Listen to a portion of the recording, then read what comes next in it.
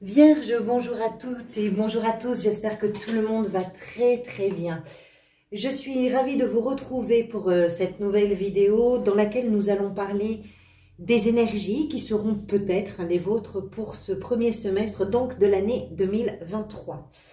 J'espère que tout le monde va bien, vraiment je suis heureuse de vous retrouver. Alors, vous c'est remarquable, pour tous les signes quasiment, vous êtes le dernier, j'ai eu des énergies de transformation et de métamorphose, vous avez ça en plein cœur du tirage. Alors, bon, c'est parfait, hein, c'est très joli hein, votre tirage, ne vous inquiétez pas. Ici, j'ai utilisé deux jeux. Un premier jeu qui permet d'avoir une vision générale, globale, de l'évolution qui pourrait être la vôtre pendant ce premier semestre.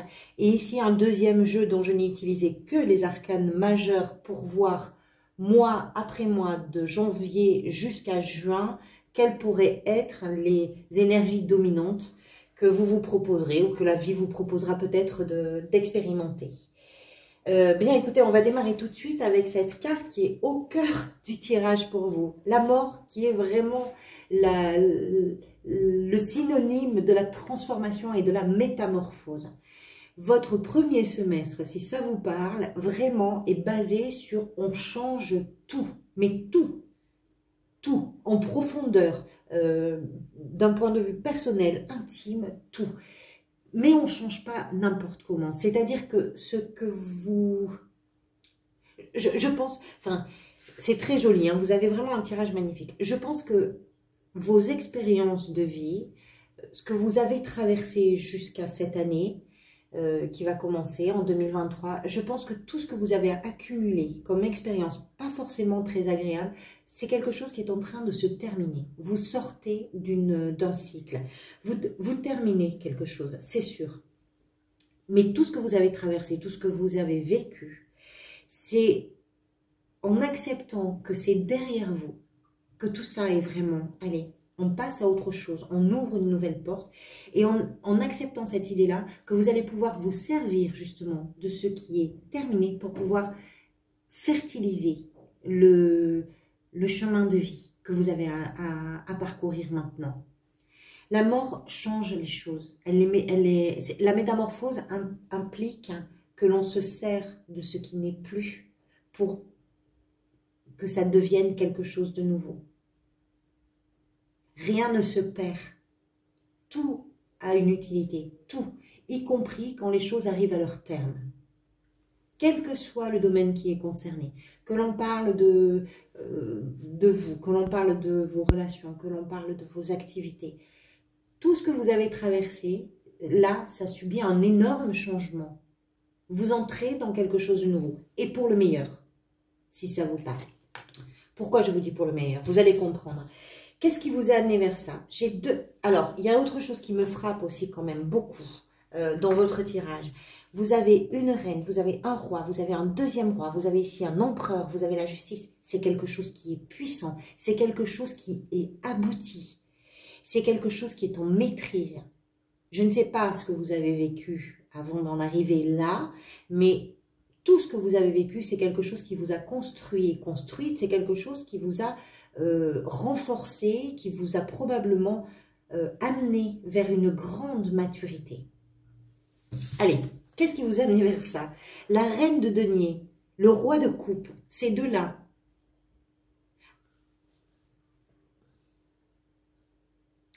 La reine de denier, on va parler d'elle d'abord, pardonnez-moi, j'étais en train de réfléchir. La reine de denier, c'est un personnage qui travaille à la sécurité, à la stabilité, au confort.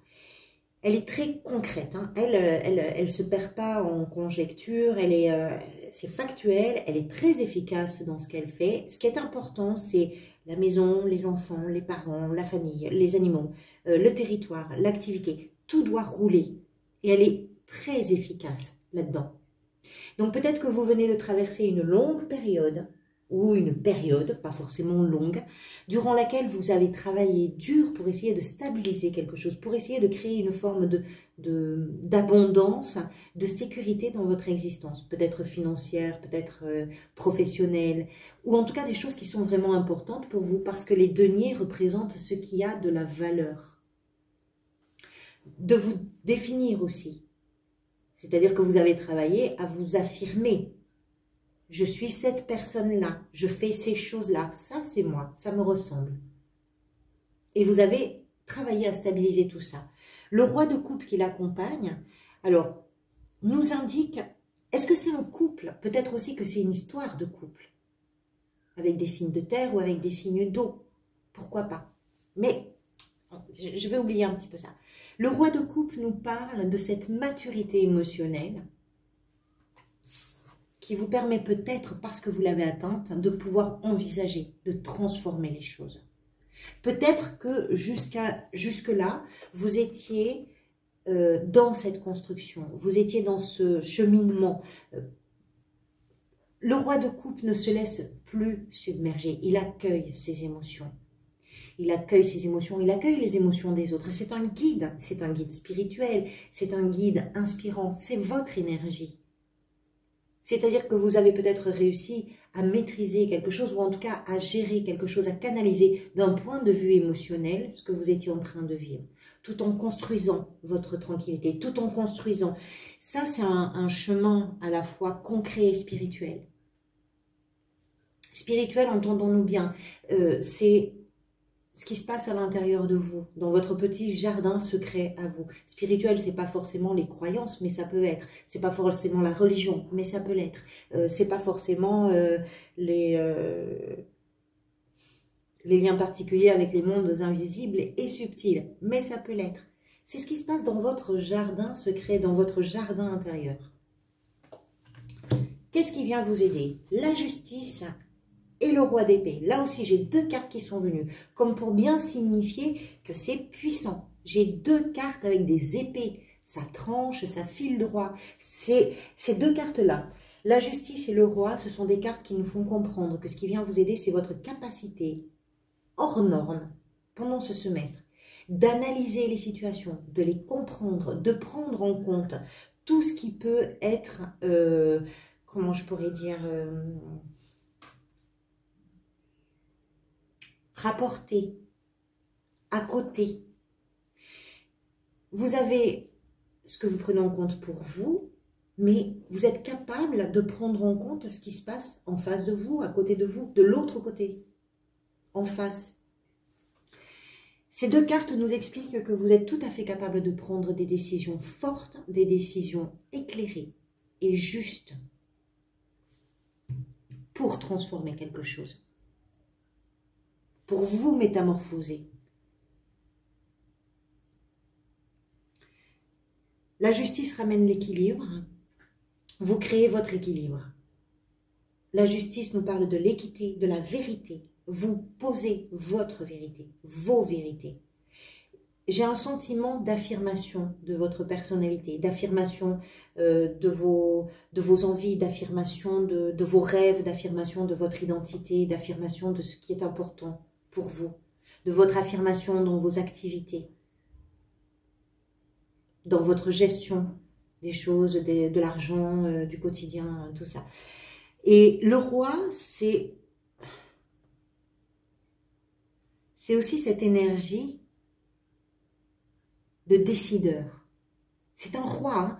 C'est pas rien, la justice et le roi d'épée, on est vraiment dans quelque chose qui s'impose, hein, à vous, mais au monde autour de vous.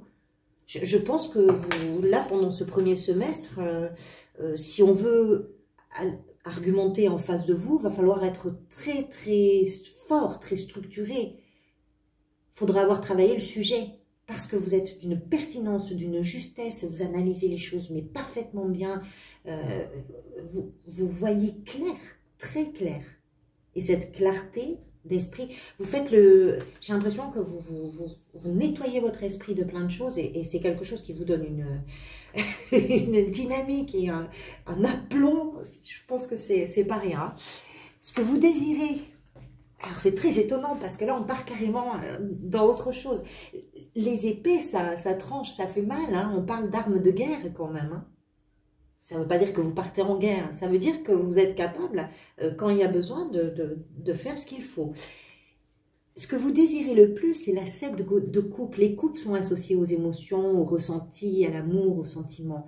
La 7 de coupe nous parle de tout ce qui est possible. Vous voulez vous donner le choix. Vous voulez rêver. Vous voulez être capable de vous retrouver devant tous les possibles. Vous voulez avoir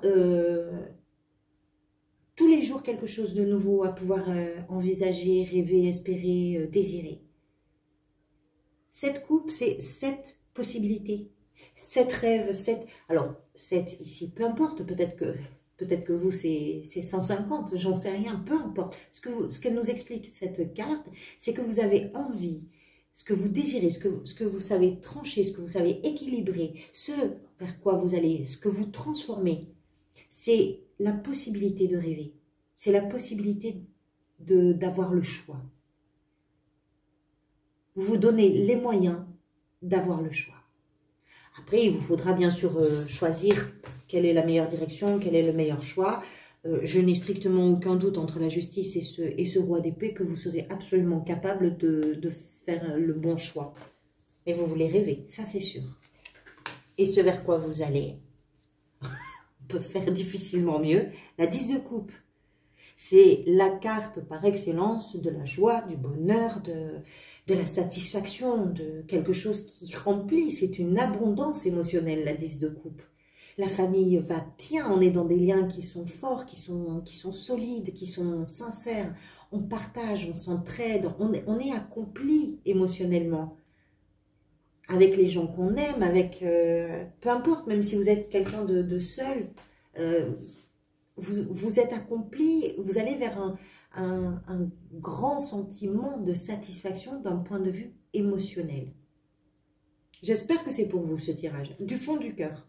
J'espère que c'est pour vous. Les choses ne se font pas sans votre travail de métamorphose. C'est-à-dire que quoi que ce soit que vous ayez vécu avant, vous savez que tout ce chemin-là, maintenant, c'est terminé et que vous voulez passer à autre chose. Et je pense que la vie vous pousse dans ce sens-là. Quand on vit des moments difficiles, par exemple, à un moment donné, un jour, on ne sait pas pourquoi, hein, un jour, un matin, on se réveille et on se dit « ça y est, j'en ai fini avec ça ». J'en ai fini avec mes obsessions, avec mes cauchemars, avec mes craintes, mes incertitudes, mes doutes, mes inquiétudes. J'en ai fini. Je vais faire autrement. C'est ça que vous faites, à mon avis. Hein. Allez, on va voir mois par mois comment ça peut se décliner. Le mois de janvier, je vous parlais de quelque chose qui s'impose. En janvier, ça rigole pas, hein, c'est l'empereur. L'empereur qui nous parle de tout ce qui va être mis en œuvre, structuré, organisé pour pouvoir justement concrètement réaliser quelque chose. Il bâtit son empire, l'empereur. C'est pas rien. On comprend que les choses que vous bâtissez sont des choses d'avenir pour vous. C'est peut-être par rapport au travail.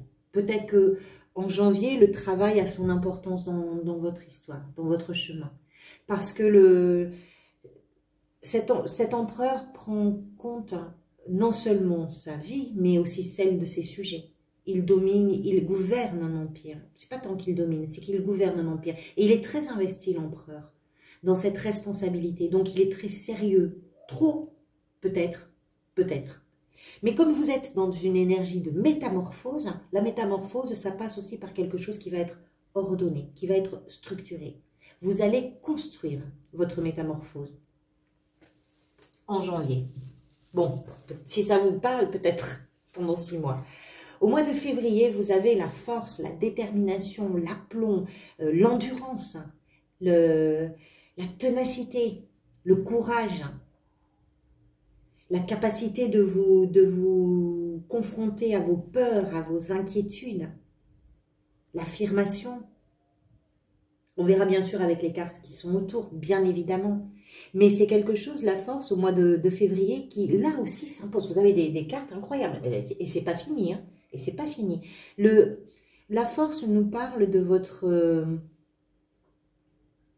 expérience, de votre sagesse. Parce que quand on a peur de quelque chose, quand on craint quelque chose, c'est extrêmement compliqué de gérer ses craintes et de les gérer de telle sorte que ces craintes ne soient plus handicapantes ou immobilisantes. vous prenez sur vous en février. Ce que vous construisez, ce n'est pas forcément facile parce que c'est dans le changement. Les choses changent pour vous. Donc, oui, vous voulez bien faire les choses, d'accord, mais à un moment donné, vous êtes aussi amené à peut-être avoir des choses à considérer qui ne sont pas forcément évidentes pour vous. Mais Mars, le monde, l'aboutissement, la réalisation. Vraiment une avancée, on a vraiment une évolution de construction, de réalisation. C'est une carte de réussite, c'est une carte de triomphe, c'est une carte de vos réussites. Ce sont les choses que vous atteignez, ce sont les choses que vous vouliez réaliser. Vous voulez des rêves, vous les créez.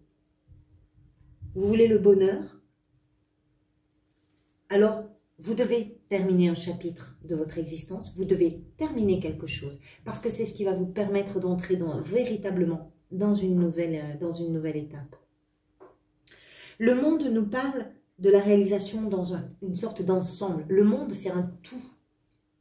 Donc ça peut vraiment être quelque chose qui va rejaillir dans tous les domaines de votre vie. C'est le dernier des arcanes majeurs. Après celui-là, on repart de zéro. Pas de zéro sans rien, hein. On repart de zéro avec, on est débarrassé de ses peurs, on n'a plus peur de rien, on a envie de foncer, on a envie de s'écouter, on a envie de se sentir libre de plein de choses, libre de rêver, libre de choisir. Waouh. Avril, la roue de fortune. Les changements, les changements, les changements. La roue de fortune, c'est l'histoire du destin, c'est l'histoire de l'incontournable. C'est-à-dire que si à des moments on peut maîtriser les choses, cette énergie-là nous parle de ce qui ne relève pas de notre responsabilité.